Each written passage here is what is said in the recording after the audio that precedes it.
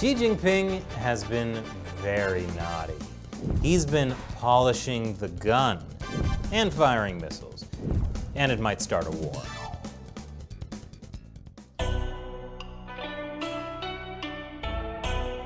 Welcome to China Uncensored. I'm Chris Chappell. This week's China News headlines. There's a Chinese saying, firing off a shot while polishing the gun. It means accidentally starting a huge conflict. And some in Taiwan are worried that might happen. In the last 3 weeks, China has announced 4 separate exercises along its coast, along with other exercises it said were aimed at the current security situation across the Taiwan Strait. Earlier this month, the U.S. sent Health Secretary Alex Azar to visit Taiwan. He's the highest-ranking U.S. official to go to Taiwan in decades. And while he was there, China sent fighter jets. But the U.S. is sending clear signals it will support Taiwan if China starts an actual armed conflict. The de facto U.S. ambassador to Taiwan joined a ceremony marking the 62-year anniversary of the Second Taiwan Strait crisis. That's when the People's Republic of China last tried to invade Taiwan. This month, the U.S. also sent warships through the Taiwan Strait. And China is upset that U.S. spy planes keep watching their military drills. China's defense ministry said this could easily have caused a misunderstanding or misjudgment or an unexpected incident. Well, apparently there is some misunderstanding because the U.S. said the spy plane was in accordance with international flight rules and complained of unsafe intercepts by Chinese aircraft. So with everyone polishing their guns, this could escalate into something much worse. One thing is for sure, if the U.S. weren't showing this kind of support for Taiwan, the Chinese Communist Party would probably feel like it could get away with invading Taiwan. So sometimes, a nice shiny gun is the best way to keep everyone safe. I'm no gun expert, but maybe you should take the bullets out before polishing it. Speaking of firing guns, China's new missiles work great. Because the day after that U.S. spy plane flew over the South China Sea, the Chinese military fired missiles, including an aircraft carrier killer missile.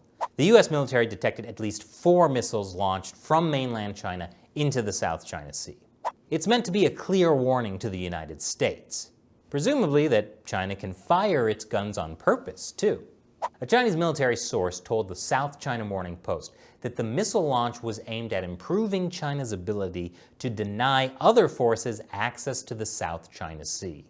I'm guessing that by other forces, he means the U.S., which has been sending a record number of U.S. Navy ships on freedom of navigation exercises in the South China Sea. And according to Vice Admiral Scott D. Kahn, the commander of the U.S. Third Fleet, the U.S. is going to continue to demonstrate its commitment to a free and open Indo-Pacific. That was after he was asked about China's missile launches, so the U.S. Navy doesn't sound like they're particularly worried about China's shiny guns. But if a potential military clash between China and Taiwan and the U.S. seems unlikely, don't worry. China might have one with the Philippines instead. The Philippines lodged a formal diplomatic protest because the Chinese Coast Guard kept giving illicit warnings to Filipino aircraft flying over parts of the South China Sea that are within the Philippines' exclusive economic zone.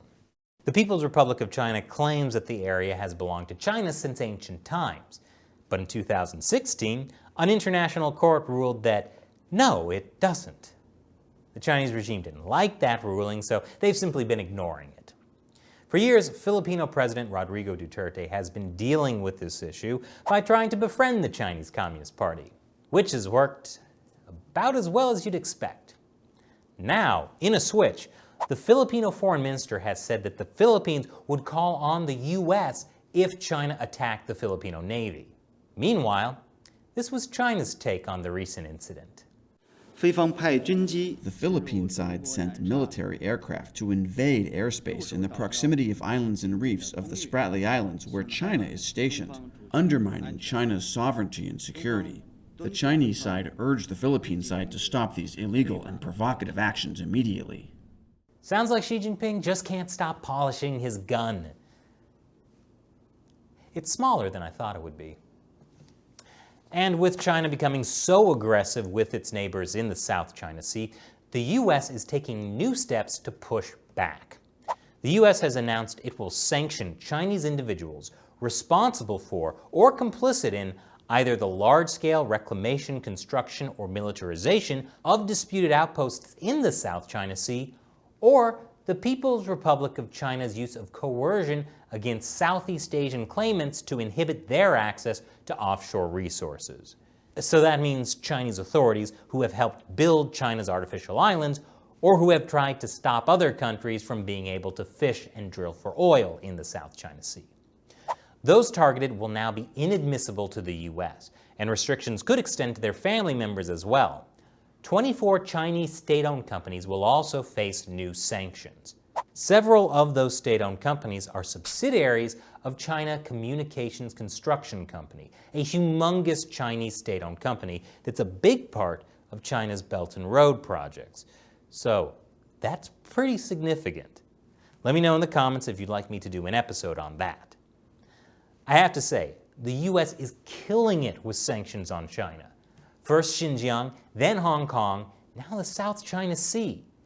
And that probably means there's more to come. Call of Duty, Black Ops, Cold War. It looked like an awesome game about communist subversion and infiltration of American society. And then things got a little too real. And it's because of this clip. Yep, the Tiananmen Square protests of 1989. Well, that got the trailer censored in China. And so the American game developers re-edited the trailer to remove the Tiananmen footage. Because self-censorship is exactly what happens when America is subverted by communism. Is this some kind of meta marketing ploy?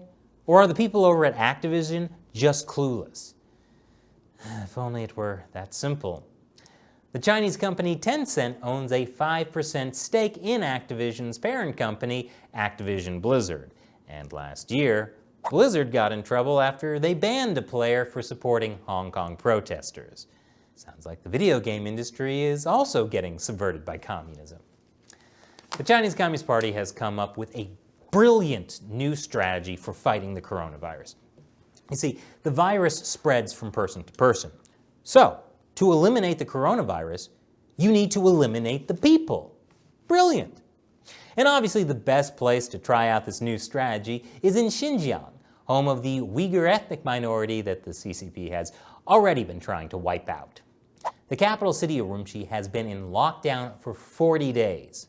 And if you thought the lockdown of Wuhan a few months ago was harsh, it's nothing compared to the lockdown in Urumqi.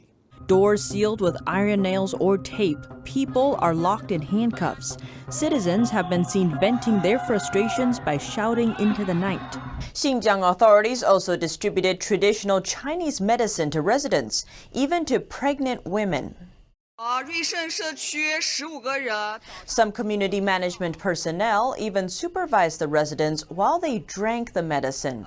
In other cases, they asked people to film themselves consuming the drugs to make sure they really consumed them. One netizen disclosed that some Urumqi residents reported abdominal pain, stomach aches, and insomnia, among other symptoms, after taking the distributed medicine. You know, somehow I feel like that has nothing to do with the coronavirus. But what does have to do with the coronavirus is this. The Communist Party has decided to start testing a vaccine on state workers, which they can do because in China, medical decisions are under the control of the central government. Socialized medicine with Chinese characteristics. But clearly, with so much going wrong for the Chinese Communist Party, it's time to find a scapegoat. And the scapegoat for the 21st year in a row is the spiritual practice Falun Gong. Recently, Chinese authorities across several provinces and cities rolled out programs to reward citizens with up to 100,000 yuan, approximately $14,300, for reporting Falun Gong adherents' activities to local police. It's believed that millions of people are still practicing Falun Gong in China.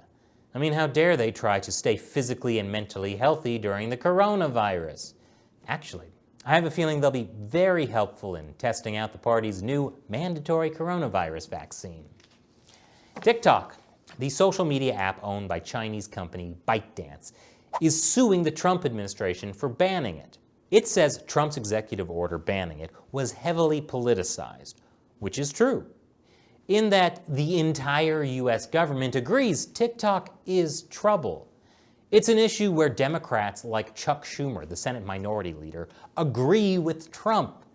That should tell you how serious of a national security threat TikTok is.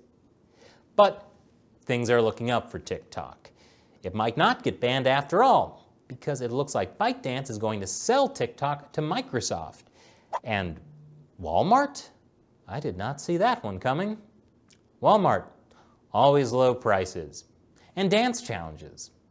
What's that, Shelley? There's a challenge called the Walmart Shuffle. It all makes sense now. A NASA researcher has been arrested for allegedly hiding his ties to China. Professor Zhengdong Cheng worked at Texas A&M University for years. Prosecutors say Cheng deliberately concealed his ties to Chinese universities, a Chinese company, and state-backed talent plans, while at the same time leading a research team for NASA. Also this week, the U.S. says Chinese diplomats helped military scholars visiting the U.S. evade FBI scrutiny, which was part of the reason that the U.S. government forced the Chinese consulate in Houston to close. Something tells me there's a lot more to this story. But for now, I'm going to answer a question from one of you, a fan who supports China Uncensored on the crowdfunding website Patreon. Jason asks, what's everyone's at China Uncensored's favorite kind of pizza? Ooh, good question. I'm going to go ahead and answer for the entire team because I know we're all on the same page with this one. It would have to be the Domino's bubble tea pizza we had while we were in Taiwan. It was salty and sweet. Like Matt and Shelley, really. I'll let you guess which one of them is the sweet one and which is the salty one. Thanks for your question, Jason. And thank you for watching. If you like the show, be sure to subscribe. Even if you already are a subscriber, double check because YouTube has secretly unsubscribed people before. And if you like uncensored news about China, please support the show on Patreon. Visit patreon.com/ChinaUncensored to see how. Once again, I'm Chris Chappell. See you next time.